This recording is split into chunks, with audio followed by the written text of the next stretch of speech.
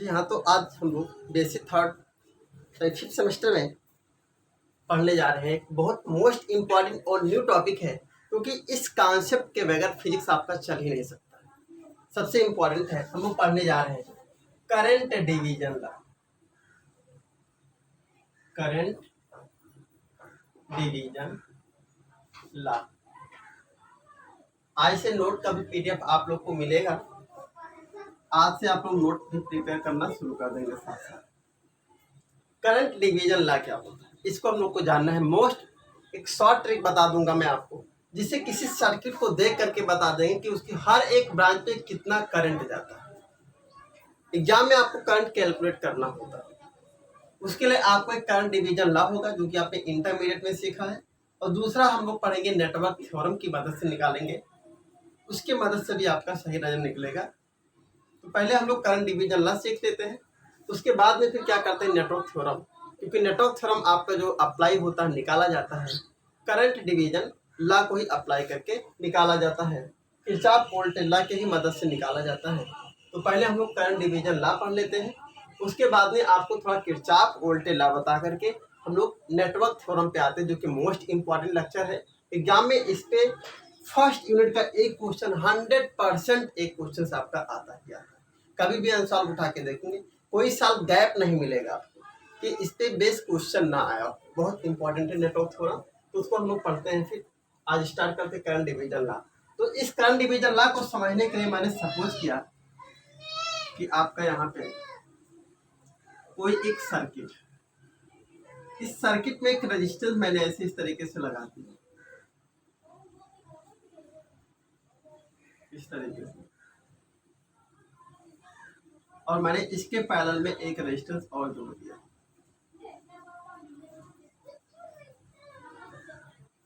अब फिर मैंने सपोज किया कि इसमें करंट कितना जाता है, आई करंट जा रहा है। यहाँ का रेजिस्टेंस जो है वो आपका R1 है, इस वाले का रेजिस्टेंस कितना है R2। हम लोग जानते हैं कि पैरेलल कॉम्बिनेशन में जब भी रेजिस्टेंस को जोड़ा जाता है तो सबका जो वोल्टेज ड्रॉप होता है वो आपका सेम होता है। मैंने मान लिया कि इसका वोल्टेज ड्रॉप कितना है V है, इस वाले का भी वोल्टेज ड्रॉप कितना है V है। पैरेलल कॉम्बिनेशन में सेम वोल्टेज होता है ब्रांच में, तो ये हो गया। अब मैंने मान लिया कि जब यहाँ से करंट I आता है तो रेजिस्टेंस यहाँ पे लगे हुए हैं R1 R2, दोनों अलग अलग रेजिस्टेंस है। डिफरेंट रेजिस्टेंस होने के कारण दोनों ब्रांच में करंट अलग अलग जाएगा।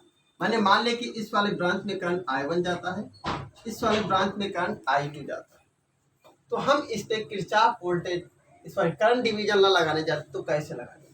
देखिए करंट नाम है तो करंट की बात करेंगे हम लोग। यहाँ पे देखो ये आई करंट है, ये आपका दो हिस्सों में डिवाइड हो जाता है I1 और I2।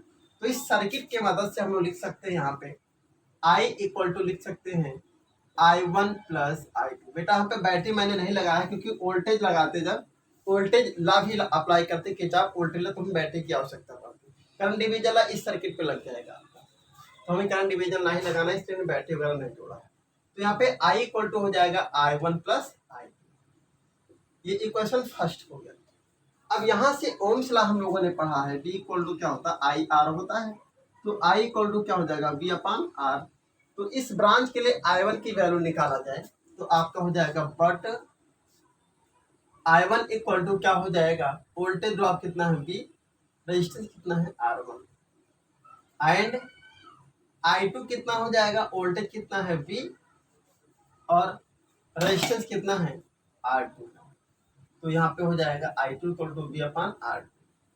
ये इक्वेशन आपका सेकंड हो गया। अब इस I1 और I2 की वैल्यू यहाँ पे पुट अप कर देते हैं। यहाँ पे ना पुट अप करके हम क्या करते हैं, दोनों को डिवाइड करा देते हैं। यहाँ पे ऐसे नाउ कर लेते हैं, now I1 divided by I2 equal to हो जाएगा यहाँ पे V अपान R1, यहाँ पे V अपान R2, इससे कैंसिल हो जाएगा। तो I1 upon I2 equal to बन जाएगा R2 अपान R1, ये बन गया। इसमें थोड़ा सा ट्रिक अप्लाई करते हैं, यहाँ पे 1 दोनों साइड में ऐड कर दीजिए। I1 upon I2 plus 1 equal to R2 upon R1 plus 1 हो जाता है।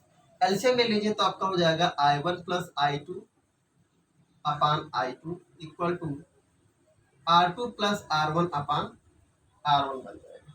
ये हो गया।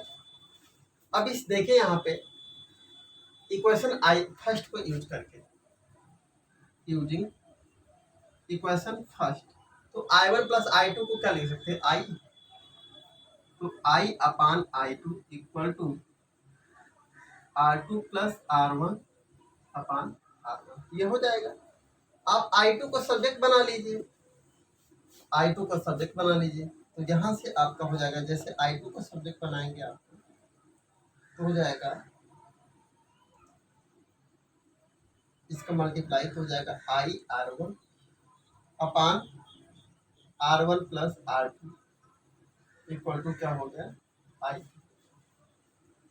अब उसके बाद में इसको आगे करके ऐसे लिख लेते हैं, I2 equal to I R1 upon R2 plus R1। ये इक्वेशन हमारा जो बन गया यहाँ से थर्ड बन गया। अब देखें यदि आप इस I2 की वैल्यू यहाँ पे पुट अप कर दें तो इससे आपको क्या होगा, I1 पता चल जाएगा। लेकिन मैं पुट अप नहीं करूंगा, उसके लिए मैं आपको तरीका बता दूंगा। मैं सिमिलरली ऐसे लिखता हूँ और तरीका बताता हूँ सिमिलरली, क्योंकि हर एक क्वेश्चन के लिए आपको ये कैलकुलेशन नहीं करना पड़ेगा, डायरेक्टली इसी से ट्रिक निकल के, और ट्रिक मैं आपको बता देता हूँ क्या करना है। देखिए आपको I2 निकालना होगा, ये I2 निकालना होगा या I1 निकालना होगा। तो क्या I2 के लिए जो मैं ट्रिक बताता हूँ वो देखिए क्या इस पे अप्लाई होता है। जब आपको I2 निकालना होगा तो लिखना I2 इक्वल टू ऐसे, उसके बाद में आप क्या करना, टोटल करंट लिख लेना होगा। टोटल करंट लिखने के बाद में आपका क्या हो जाएगा, यहाँ पे जिस I2 को निकाल रहे हैं उसके पैरेलल में देखिए कौन सा रजिस्टर लगा हुआ है, ये है इसमें, इसके पैरेलल में कौन सा ये है, इसको करा लेना R1 और फिर अपान में दोनों का सम कर लेना R1 प्लस R2। अब देखिए क्या यही फॉर्मूला बन गया। मतलब क्या है आपका, बहुत आसान तरीका, I2 equal to total I, और जिस ब्रांच में आप करंट कैलकुलेट करते हैं उसके दूसरे ब्रांच पे पैरेलल वाले में देखिए रजिस्टेंस कितना है, तो रजिस्टेंस इसका कितना है आपका R1, तो इससे मल्टीप्लाई करा दीजिए, और जितने भी ब्रांच हो आपके 1 2 3 4 जितने भी हो उसका सारे का क्या करिए आप सम कर लीजिए। तो इससे आपको क्या होगा यहाँ पे पता चल जाएगा। अभी 3 4 ब्रांच के लिए हम आपको बताएंगे, जब प्रैक्टिस कराएंगे क्वेश्चन के लिए कैसे करते हैं, इसी से आपके सारे हो जाएंगे। पहले 2 के लिए सीखे, फिर 3 4 के लिए भी आपका हो जाएगा। तो I2 इक्वल टू हो जाएगा I R1 upon R1 plus R2 हो गया। ठीक है, तो अब हम लिखने जा रहे हैं I1 कितना होगा। वैसे यहाँ से तो निकाल ही सकते हैं, यहाँ से निकालो। देखो I1 है, टोटल करंट कितना है आपको I, और इसके इसमें रजिस्टेंस R1 है, तो इसके पैरेलल में कौन सा रजिस्टेंस लगा हुआ R2 अपान टोटल सम, तो ये आपका हो जाएगा R1 प्लस R2। तो यहाँ पे आपका हो गया I1 equal to I R2 upon R1 plus R2। तो यही आपका क्या ट्रिक है, सबसे इम्पोर्टेंट ट्रिक है कि आपको जब भी किसी ब्रांच पे करंट निकालना हो तो क्या करेंगे, I2 इक्वल टू इस ब्रांच की बात हो रही है तो इस ब्रांच को छोड़ के इसके दूसरे वाले ब्रांच पे देखना रजिस्टेंस कितना लगा हुआ है। तो यहाँ पे जैसे आपका R1 है तो इससे मल्टीप्लाई करा देना टोटल करंट को, और सारे रजिस्टेंस का सम कर लेना। तो इस पे क्या होगा, ये ट्रिक आपको अप्लाई हो जाएगा। और इस तरीके से हम लोग करंट डिवीजन लॉ निकाल करके अलग अलग ब्रांच में करंट कैलकुलेट कर लेंगे। ठीक है, तो उम्मीद है आप लोग को समझ में आ गया होगा। इस लेक्चर को आप लोग 2 बार जरूर देखिएगा, जिससे जरा से भी हेजिटेशन ना रहे, और मैं नोट्स तो आपको इसको प्रोवाइड ही करा दूंगा आज। Okay, welcome.